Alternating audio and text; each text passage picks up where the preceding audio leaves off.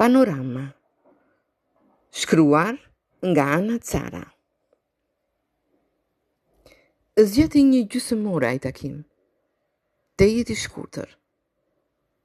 Ata u ndalën në një nga shkëmbinjtë e Bregdetit, ku shikoi përplasje e dallës me një shkullëm të ndritur të shpërndar në ajër.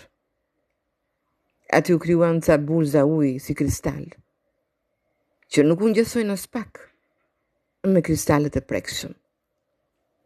U takuan ballë për ballë në dhomën e një hoteli që quhej Panorama.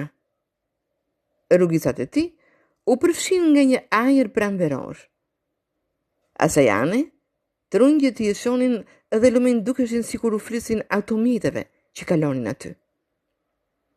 Storat aty pranë u mbushën me njerëz. Unë jam një vendase e këtij qyteti. E ulur në stol, shikoj për herë bregun e liçenit të qetë. Po shikoja me ëndje një pamje dashurie. Endur në një fushë të balzuar me rreze të ngrohta dielli. Çifti este për njëri tjetrit. Lucia, me fustanin e saj i kaq të lehtë, dhe ai djaloshi i muzikës së natës me një këmishë ngjyrë jeshile në të errët. U ulën në barin aty pranë, duke shijuar leximin e një libri, ku pasqyrohej vetë bota e tyre shpirtërore.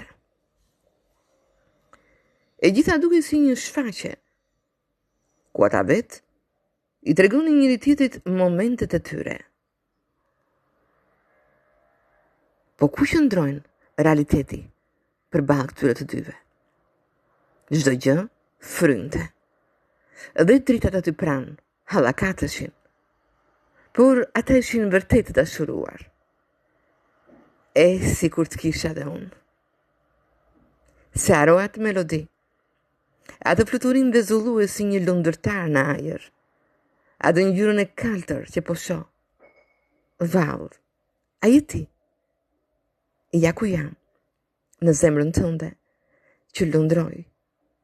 Po sot atë jeshillëkun brenda këtij hoteli, të quajtur Panorama.